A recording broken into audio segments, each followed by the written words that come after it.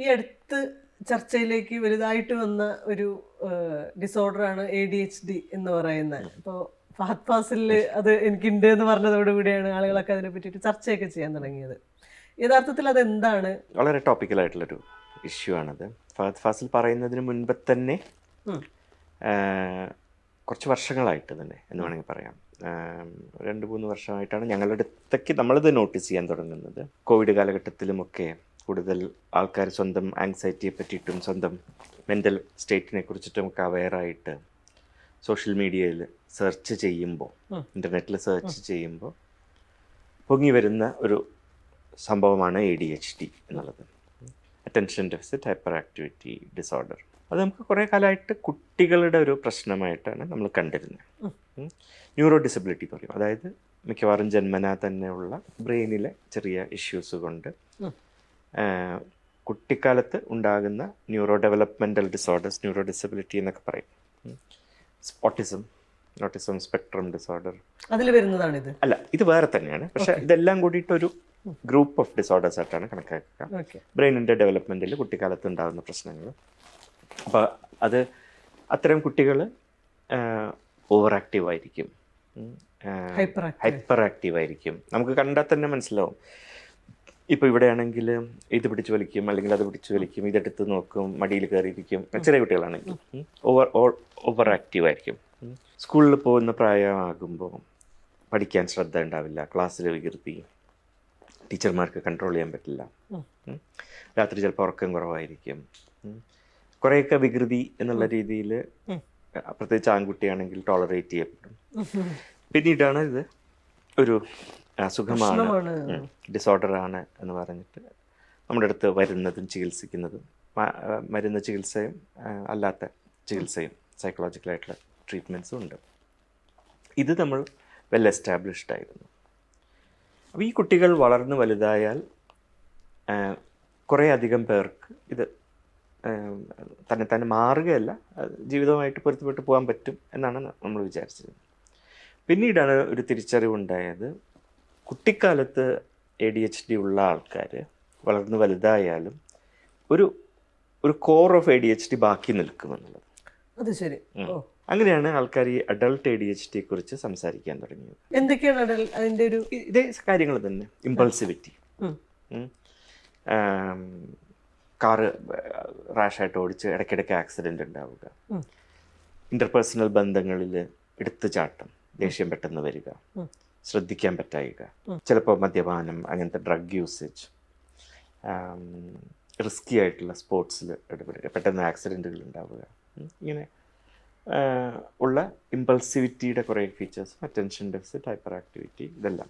അപ്പോൾ അങ്ങനെയാണ് ഇങ്ങനത്തെ ഒരു സിൻഡ്രോം അഡൾട്ട്സിനും ഉണ്ടാകാമെന്നുള്ള ഒരു കോൺസെപ്റ്റ് മനസ്സിലാവുകയും അതിനുള്ള ചികിത്സ തുടങ്ങുകയും ഒക്കെ ചെയ്തത്. എവിടെയോ ഇത് ഇൻ്റർനെറ്റിൽ കൂടെ ഇതിൻ്റെ പ്രചാരം വളരെ കൂടി. അതിനൊരു കാരണം ഈ ADHD ക്വസ്റ്റ്യനെയറുകളുണ്ട്. ഇതൊക്കെ നിങ്ങൾക്കുണ്ടോ എന്ന് ചോദിക്കുന്നത്. അപ്പോൾ നമുക്ക് മനസ്സിലാവാത്തൊരു കാര്യം എന്താണെന്ന് വെച്ചാൽ, ഈ ക്വസ്റ്റ്യനെയർ ഒന്നും പെർഫെക്റ്റ് അല്ല. ഒരു സയൻറ്റിഫിക് വശമുണ്ട്. അതായത് ചിലപ്പോൾ ഈ ക്വസ്റ്റ്യനേഴ്സ് ഉപയോഗിച്ചാൽ ADHD ഇല്ലാത്ത ആൾക്കാർക്കും ADHD ഉണ്ട് എന്ന് വരാം. അത് ഫോൾസ് പോസിറ്റീവ്സ് എന്ന് പറയും. ചിലപ്പോൾ ശരിക്കും ADHD ഉള്ള ആൾക്കാർക്ക് ഇതിൽ നോക്കിയാൽ ചിലപ്പോൾ ADHD ഇല്ല എന്ന് വരാം, ഫോൾസ് നെഗറ്റീവ്സ് എന്ന് പറയും. ഇത് എല്ലാ ക്വസ്റ്റ്യനെയറിൻ്റെയും ഒരു പ്രശ്നമാണ്.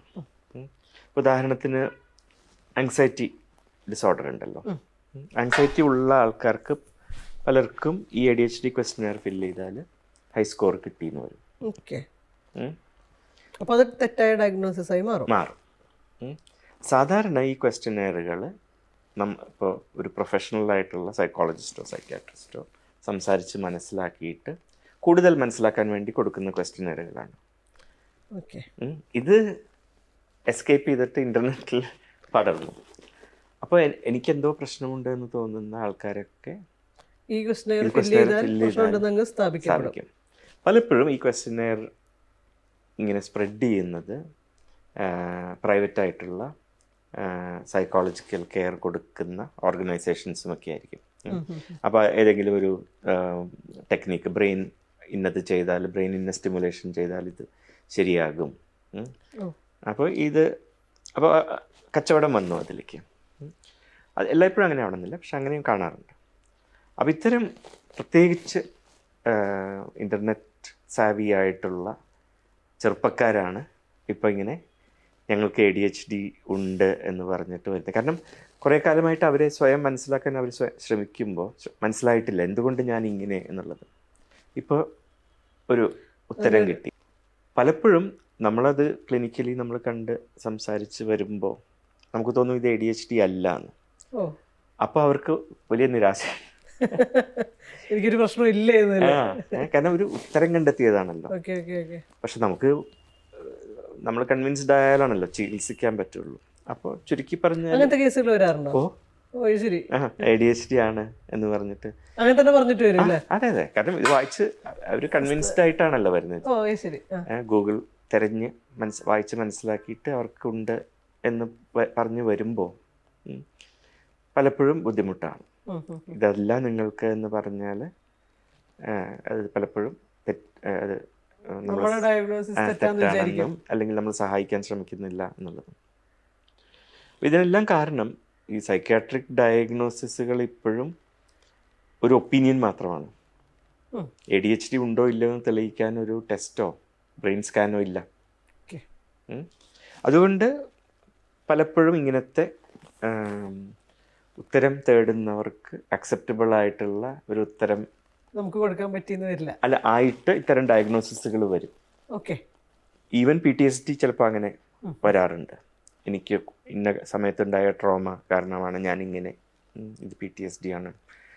അങ്ങനെ അത് ഒരു കാലത്ത് ഇപ്പോഴും എല്ലാ മാനസിക രോഗങ്ങളും പ്രശ്നങ്ങളും ഒക്കെ ട്രോമ ആയിട്ട് ലിങ്ക്ഡ് ആണ് എന്നുള്ളൊരു കാഴ്ചപ്പാടുണ്ട്.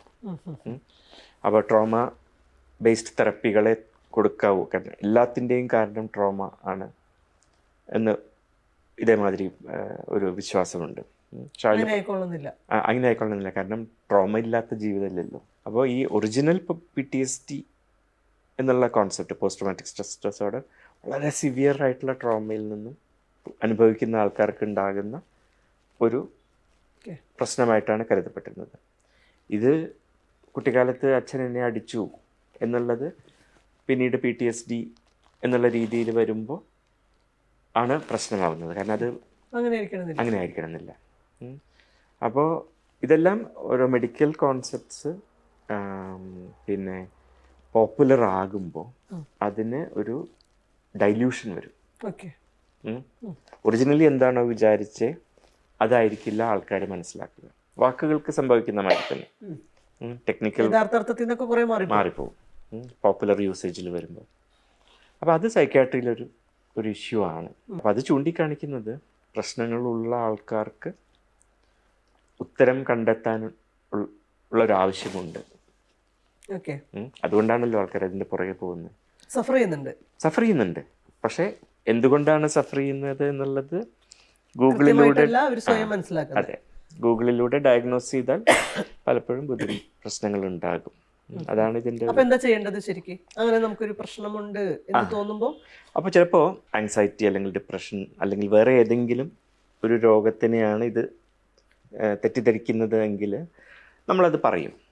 നോക്കൂ, നിങ്ങൾ ADHD എന്ന് പറഞ്ഞാൽ നിങ്ങൾ ഉദ്ദേശിക്കുന്നത് അല്ല ഞങ്ങൾ ഉദ്ദേശിക്കുന്നത്, നിങ്ങളുടെ പ്രശ്നം അതല്ല, നിങ്ങളുടെ പ്രശ്നം ഇതാണ് എന്ന് പറഞ്ഞിട്ട് നമ്മൾക്ക് ശരിയെന്ന് തോന്നുന്ന ചികിത്സാ രീതിയിലേക്ക് കൊണ്ടുപോകാൻ ശ്രമിക്കും. പക്ഷെ സ്വയം ചികിത്സ നടത്തുമോ ആളുകൾ? ബുദ്ധിമുട്ടാണ്. കാരണം ഒന്നാമത് വളരെ കുറച്ച് മരുന്നുകളേ ഉള്ളൂ ADHDക്ക്. അത് തന്നെ ക്ലിനിക്കലാണ് സംഭവം. സാധാരണ ഒരു രോഗം ഡയഗ്നോസ് ആകുന്നത് നമ്മളെ ജീവിതത്തിനെ ബാധിക്കുമ്പോഴാണല്ലോ. ഒരു ക്ലിനിക്കൽ ബൗണ്ടറി ക്രോസ് ചെയ്യുമ്പോഴാണ് ഒരു പ്രശ്നം രോഗമാണ്. അപ്പം അത് ചിലപ്പോൾ നമുക്ക് തോന്നും അത് ബൗണ്ടറി ക്രോസ് ചെയ്തിട്ടില്ല. നമ്മുടെ നേച്ചറിൻ്റെ ഒരു ഭാഗമാണ് ചില ശ്രദ്ധക്കുറവും കാര്യങ്ങളുമൊക്കെ. അതിനെല്ലാത്തിനും ADHD ആക്കി മെഡിക്കലൈസ് ചെയ്ത് ചികിത്സിക്കാൻ ചിലപ്പോൾ നമുക്ക് താല്പര്യം ഉണ്ടാവില്ല. അവിടെയൊക്കെയാണ് ഈ പറഞ്ഞ ഡിസപ്പോയിൻറ്റഡ് ആവുന്നത്. അവരൊരു ഉത്തരം കണ്ടെത്തി എന്ന് വിചാരിച്ചിട്ട് വരുമ്പോൾ നമ്മളതല്ല ഉത്തരം എന്ന് പറയുമ്പോൾ ചിലപ്പോൾ ബുദ്ധിമുട്ടുണ്ടാവാറുണ്ട്. പക്ഷേ വേറൊരു ഡയഗ്നോസിസ് ആണ്, അതിന് വേറെ പോംവഴി ഉണ്ടെന്ന് പറഞ്ഞാൽ കുഴപ്പമില്ല. ഇല്ല, നിങ്ങൾ നോർമാലിറ്റിക്കകത്താണ്, നിങ്ങൾക്ക് ചികിത്സിക്കേണ്ട രോഗമില്ല എന്ന് പറയേണ്ടി വരും പലപ്പോഴും. അപ്പോൾ അതാണൊരു നേരത്തെ പറഞ്ഞില്ലേ എല്ലാ ട്രോമ ഇല്ലാത്ത ജീവിതം ഇല്ലല്ലോ എന്നൊരു വാചകം പറഞ്ഞു. ഇത്തരം വാചകങ്ങൾ പറയുമ്പോൾ ഒരു പ്രശ്നം എന്താ അറിയാം, ട്രോമ അനുഭവിച്ച ആൾക്കാരെ മിനിമൈസ് ചെയ്യാണ് എന്നൊരു തോന്നൽ വരരുത്. അല്ല, ഈ ട്രോമയുടെ ഡെഫിനിഷനിലെ എങ്ങനെയാ അത് വരുന്നത്? എന്താണ് യഥാർത്ഥത്തിൽ നമ്മൾ ട്രോമ എന്ന് പറയുന്നത് കൊണ്ട് ഉദ്ദേശിക്കുന്നത്? Very good. ആദ്യം ഞാൻ പറഞ്ഞല്ലോ, ഈ ട്രോമ ലിറ്ററേച്ചറും ട്രോമ ഇതൊക്കെ വരുന്ന കാലത്ത് it was only severe trauma. അന്നത്തെ കാലത്തുള്ള ഡെഫിനിഷന് നമ്മൾ സാധാരണ നമ്മുടെ ഒരു ജീവിതത്തിൽ അനുഭവിക്കാൻ സാധ്യതയില്ലാത്ത ഒരു കാര്യം, ഇപ്പോൾ ഈ ലാൻഡ് സ്ലൈഡോ സുനാമിയോ ഒക്കെ മാതിരി സാധാരണ നമ്മൾ അനുഭവിക്കാൻ സാധ്യതയില്ലാത്ത അത്രയും സിവിയറായിട്ട് സ്ട്രെസ് ഉണ്ടാക്കുന്ന ഒരു ഈവൻറ്റ്, അതിൽ റേപ്പ് ആകാം, ഒരു സിവിയർ കാർ ആക്സിഡൻ്റ് ആകാം, ട്രെയിൻ ആക്സിഡൻ്റ് ആകാം, സാധാരണ നമ്മൾ അനുഭവിക്കാത്ത അത്രയും ഷോക്ക് ഉണ്ടാക്കുന്ന ഈവൻറ്റ്സ് ട്രോമ. അപ്പം അങ്ങനെയാണ് ഈ ഫീൽഡിൻ്റെ തുടക്കം. അങ്ങനെ നമ്മൾ കാര്യങ്ങളെ കണ്ടു തുടങ്ങിയപ്പോഴാണ് വളരെ പോസിറ്റീവായിട്ടുള്ള കുറേ ട്രോമയെക്കുറിച്ചിട്ടുള്ള ചിന്തകളുണ്ടായത്. കുട്ടികൾക്ക് നമ്മൾ കൊടുക്കുന്ന trauma, physical abuse, sexual abuse, at least physical abuse ചില സൊസൈറ്റികളിലെങ്കിലും കുറഞ്ഞിട്ടുണ്ട്. സ്കൂളിൽ അടിക്കുന്നത് നല്ലോണം കുറഞ്ഞിട്ടുണ്ട്, വീടുകളിലും അടിക്കുന്നത് കുറഞ്ഞിട്ടുണ്ട്. ഇപ്പോൾ ആസാം എന്നൊരു പെൺകുട്ടി മിസ്സിങ് ആയത് അമ്മ അടിച്ചു എന്നുള്ളത് ആയിരുന്നല്ലോ. അമ്മ നേരം അടിക്കാറുണ്ട്. അപ്പോൾ അങ്ങനെ ട്രോമയുടെ ഇമ്പോർട്ടൻസ് നമ്മൾ മനസ്സിലാക്കുന്നത് വളരെ പോസിറ്റീവാണ്. പക്ഷേ നേരത്തെ പറഞ്ഞ മാതിരി ഈ ഒരു യൂസ്ഫുൾ ആയിട്ടുള്ള കോൺസെപ്റ്റ് പബ്ലിക് ലെവലിലെത്തുമ്പോൾ അതിന് ഡൈല്യൂഷൻ, ചോർച്ച സംഭവിക്കും. അപ്പോൾ എന്ത് നെഗറ്റീവായിട്ടുള്ള നമ്മുടെ ജീവിതത്തിലെ ഇവൻറ്റും ട്രോമയാണ് എന്ന് വന്നാൽ ട്രോമ ഈ കോൺസെപ്റ്റിൻ്റെ സ്പെസിഫിസിറ്റി പോകും. ഓരോ കോൺസെപ്റ്റും ഉപയോഗപ്രദമാകുന്നത് അത് സ്പെസിഫിക് ആയതുകൊണ്ടാണ്. ഇപ്പോൾ നമ്മൾ PTSD എന്നുള്ള രോഗാവസ്ഥ അല്ലെങ്കിൽ ഡിസോർഡർ കണക്കാക്കിയാൽ PTSD ഉള്ള എല്ലാവർക്കും ഏകദേശം ഒരേ രോഗലക്ഷണങ്ങളും അതിൻ്റെ ചികിത്സാ രീതി ഏകദേശം ഒന്നുമാകും. അതിന്റെ പാരാമീറ്റേഴ്സ് എല്ലാം അതിനെ സാറ്റിസ്ഫൈ ചെയ്യുമ്പോഴേ ആവുന്നുള്ളൂ. അപ്പോഴാണ് അതിൻ്റെ ഇൻ്റർവെൻഷൻ, ചികിത്സ സാധ്യമാകുക. നമ്മൾ അതിനെ ബ്രോഡാക്കിയിട്ട് ആയാൽ ഈ ഗ്രൂപ്പ് ഹോമോജിനസ് അല്ലാണ്ടാവും. അപ്പോൾ ഒരു സിംഗിൾ സൊല്യൂഷൻ ഉണ്ടാവില്ല. കാരണം പല പ്രശ്നങ്ങളെയും നമ്മൾ ഒരുമിച്ച് കണ്ടാൽ ആ ഓരോ പ്രശ്നത്തിനും ഓരോ രീതിയിലുള്ള അപ്രോച്ച് വേണമല്ലോ. അതുകൊണ്ടാണ് ട്രോമ വല്ലാതെ വലുതാക്കി ട്രോമ കണ്ടാൽ ഉണ്ടാകുന്ന ഒരു പ്രശ്നം. അപ്പോൾ നാച്ചുറലി അതിനുള്ള കൗണ്ടർ ആർഗ്യുമെൻറ്റ്സ് വന്നു. ഇതൊന്നും എൻ്റെ പേഴ്സണൽ അഭിപ്രായമല്ല, ഇതെല്ലാം ലിറ്ററേച്ചർ എന്നുള്ളതാണ്. ഇങ്ങനെ ട്രോമ ഇങ്ങനെ ബ്രോഡായിട്ട് ഡിഫൈൻ ചെയ്തിട്ട് കാര്യമുണ്ടോ എന്നുള്ളത്. അപ്പോൾ എന്ത് സംഭവിച്ചു എന്ന് വെച്ചാൽ ട്രോമയിൽ തന്നെ കോംപ്ലക്സ് ട്രോമ എന്നുള്ളൊരു കാറ്റഗറി വന്നു കയറി ലിറ്ററേച്ചറിൽ. അതായത് മൾട്ടിപ്പിൾ സിവിയർ ആയിട്ടുള്ള പ്രൊലോങ്ഡ് ആയിട്ടുള്ള അഡ്വേഴ്സ് എക്സ്പീരിയൻസസ് ഉണ്ടാവും, particularly multiple sexual abuse in childhood. അപ്പോൾ വീണ്ടും ആ ട്രോമയെ നാരോ ആയിട്ടൊന്ന് ഉപയോഗപ്രദമായിട്ടുള്ളൊരു കോൺസെപ്റ്റാക്കി തിരിച്ചു കൊണ്ടുവരാനായിട്ട് ഇപ്പോൾ നമ്മൾ കോംപ്ലക്സ് ട്രോമ എന്നുള്ള കോൺസെപ്റ്റ് വരുന്നുണ്ട്. ഇതെല്ലാം ഈ മറ്റ് മെഡിക്കൽ സ്പെഷ്യാലിറ്റീസിൽ നിന്നും സൈക്യാട്രി വിട്ടു നിൽക്കുന്നതിൻ്റെ മനസ്സിൻ്റെ സങ്കീർണത കൊണ്ടാണല്ലോ ഇത് വിട്ടു നിൽക്കുന്നത്. അപ്പോൾ മറ്റ് മെഡിക്കൽ സ്പെഷ്യാലിറ്റീസിൽ മാതിരി ഒരു ടെസ്റ്റോ ഒരു സ്കാനോ ഒന്നും ഇല്ലാത്തത് കൊണ്ട് നമ്മൾ ഈ കോൺസെപ്റ്റ്സ് മാത്രമേ ഉള്ളൂ നമുക്ക്. അപ്പോൾ ഈ കോൺസെപ്റ്റ്സ് വ്യക്തത ഇല്ലെങ്കിൽ നമുക്ക് ചികിത്സിക്കാനോ ഉപയോഗപ്രദമായിട്ട് എന്തെങ്കിലും ചെയ്യാനോ പറ്റില്ല. അപ്പോൾ ഒരു സംശയം ചെയ്യട്ടെ, അതായത് ഇപ്പോൾ ഒരു ഇൻസിഡന്റ് ഉണ്ടായി, സെക്ഷൽ അബ്യൂസ് തന്നെ എന്ന് വിചാരിക്കാം, ഉണ്ടായി, പല എഴുത്തുകളും കണ്ടിട്ടുള്ളത് കൊണ്ട് ഞാൻ ചോദിക്കുകയാണ്. അപ്പോൾ നമ്മൾ പിന്നീട് സർവൈവ് ചെയ്തു അതിനെ ഷോർട്ട് പീരീഡിനകത്ത് നമ്മൾ അതിനെ പലതരത്തിൽ, പ്രായത്തിൽ മുതിർന്ന ആളുകളായിരിക്കാം, കുട്ടികളായിരിക്കും, ആരായാലും നമ്മളതിനെ പലതരത്തിൽ അതിനെ അതിജീവിച്ചു. അത് ഷോർട്ട് ടേമിൽ നടക്കുന്ന ഒരു സംഗതിയാണ്. ഒരു ഇൻസിഡന്റിന്റെ ഒക്കെ പുറത്ത് നമുക്കറിയാം അത് പ്രശ്നമാണ് എന്നറിയാം. അതിനെ നമ്മൾ ട്രോമ എന്ന് വിശേഷിപ്പിക്കുന്നത് എത്രത്തോളം ശരിയാണ്? അതെ, അത് തന്നെയാണ്. That is exactly my point also. അത് ട്രോമ ആയിരുന്നു, ഇപ്പോൾ നമുക്കുള്ള ബുദ്ധിമുട്ടുകളും ഈ ട്രോമയും തമ്മിലുള്ള, നമുക്കിപ്പോൾ ബുദ്ധിമുട്ടുകളുണ്ടോ എന്നുള്ളത് ഫസ്റ്റ്. ട്രോമ അനുഭവിച്ചത് കൊണ്ട് നമുക്ക് ബുദ്ധിമുട്ടുണ്ടാവണമെന്നില്ല, നമ്മൾ അതിജീവിച്ചിട്ടുണ്ടാവും. നേരത്തെ പറഞ്ഞ റെസിലിയൻസ്, അതിജീവനം നടന്നിട്ടുണ്ടാവും. അപ്പോൾ ട്രോമ ആ ബൈ ഡെഫിനിഷൻ ആ ഒരു സെക്ഷൽ അസോൾട്ട് ട്രോമ തന്നെയാണ്. പക്ഷേ ഇന്ന് അതിന് റിലവൻസ് ഉണ്ടോ എന്നുള്ളതാണ് മെൻ്റൽ ഹെൽത്ത് പ്രൊഫഷണലിൽ അറിയേണ്ടത്. കാരണം അപ്പോഴാണ് അത് ഇപ്പോഴത്തെ നമ്മുടെ അവസ്ഥയും നമ്മുടെ പ്രശ്നങ്ങൾക്കും അതുമായിട്ട് കണക്ഷൻ ഉണ്ടെങ്കിൽ it has to be dealt with. അവിടെയാണ്, അങ്ങനെയാണ് ഞങ്ങൾ കാണുക. അപ്പോൾ ആ ഡീലിങ്ങിൽ പല കാര്യങ്ങളുണ്ട്. പലപ്പോഴും അതായത് ട്രോമ എന്ന് പറയുന്നത് കുറച്ചുകൂടി വലിയ ടേമാണ് അല്ലേ? അത് പ്രൊളോങ്ഡ് ആയിട്ട് നിൽക്കുന്ന, പിന്നീടുള്ള ജീവിതത്തെ വലിയ തോതിൽ ബാധിക്കുമ്പോഴാണ് നമ്മൾ ഇതിനെ ട്രോമ, മറ്റത് തന്നെ നമ്മൾ അതിജീവിച്ച ട്രോമ തന്നെ. പക്ഷെ നമ്മുടെ റെസിലിയൻസും സാഹചര്യങ്ങളും എല്ലാം കൊണ്ട് നമ്മൾ അതിജീവിച്ചു. സെക്ഷൽ അസോൾട്ട് മാത്രമാണെന്നില്ല, കുട്ടിക്കാലത്ത് ഉണ്ടാകുന്ന ഒരു പാരൻറ്റിൻ്റെ മരണം, അല്ലെങ്കിൽ വേറെ എന്തെങ്കിലും ഒരു സിവിയർ ഇഞ്ചുറി, എന്ത് വേണമെങ്കിലും ആകാമല്ലോ. അത് ട്രോമ എന്നുള്ള കോൺസെപ്റ്റിൽ പെടുത്തിയിട്ട് ക്ലിനിക്കലി ഉപയോഗപ്രദം ആയാലേ നമുക്ക് ആ കോൺസെപ്റ്റ് കൊണ്ട് കാര്യമുള്ളൂ. ഓക്കെ, അപ്പോൾ ഈ ട്രോമ ഉണ്ടാക്കിയ ഇഫക്ട്സ് നമുക്ക് റിവേഴ്സ് ചെയ്യണം, അല്ലെങ്കിൽ ഇപ്പം ഡീൽ ചെയ്യണം. ചിലപ്പോൾ ഇൻജസ്റ്റിസ് ആയിരിക്കും, പ്രത്യേകിച്ച് സെക്ഷൽ ട്രോമയിൽ. ആ സെക്ഷൽ അസോൾട്ട് ചെയ്ത വ്യക്തി ചിലപ്പോൾ കുടുംബത്തിനകത്ത് തന്നെയായിരിക്കും, അയാളെ വീണ്ടും വീണ്ടും കല്യാണങ്ങൾക്കും ഒക്കെ കാണേണ്ടി വരികയാണ്. അപ്പോൾ ഏതെങ്കിലും രീതിയിൽ ആ ഇൻജസ്റ്റിസ് കറക്റ്റ് ചെയ്തില്ലെങ്കിൽ ഈ വ്യക്തിക്ക് മുന്നോട്ട് പോകാൻ ബുദ്ധിമുട്ടായിരിക്കും. അപ്പോൾ ചിലപ്പോൾ വർഷങ്ങൾ കഴിഞ്ഞിട്ടാണെങ്കിലും ഓർമ്മകൾ നിൽക്കും. അതെ, പക്ഷേ എന്തെങ്കിലും ചെയ്യണം വർഷങ്ങൾ കഴിഞ്ഞിട്ടാണെങ്കിലും. ഒന്നിലോ പോലീസ് കംപ്ലൈൻറ്റ്, അല്ലെങ്കിൽ ഫാമിലിക്കകത്ത് തന്നെ ഇത് ഡിസ്കഷൻ. അപ്പോഴാണ് ഒരു സെൻസ് ഓഫ് ജസ്റ്റിസ് വരുള്ളൂ. ഓക്കെ, നഷ്ടപ്പെട്ടു, പക്ഷെ അറ്റ്ലീസ്റ്റ് അയാളിപ്പോൾ ചെയ്ത തെറ്റിന് he's being made to pay എന്നുള്ളത് ഒരു ഇമ്പോർട്ടൻറ്റ് കാര്യമാണ്. നമ്മുടെ ലീഗൽ ജസ്റ്റിസ് സിസ്റ്റത്തിന് തന്നെ ഒരു ഇഷ്യൂ അതല്ലേ, justice has to be seen to be done എന്നുള്ളത്. അപ്പോൾ അതൊന്ന്. രണ്ട്, പിന്നെ ഈ ഉണ്ടാക്കിയിട്ടുള്ള വൂൺസ് എന്ന് വേണമെങ്കിൽ പറയാം, അല്ലെങ്കിൽ ദ വേ വി തിങ്ക്, അതൊക്കെ എങ്ങനെ മാറ്റാൻ പറ്റും എന്നുള്ളതാണ് സൈക്കോതെറാപ്പിയിലും കൗൺസിലിങ്ങിലും കൂടെ നടക്കുന്നത്. ഇത് രണ്ടും സെക്ഷൽ അസോൾട്ടിലും ഇതിലൊക്കെ പലപ്പോഴും രണ്ടും വേണ്ടി വരും.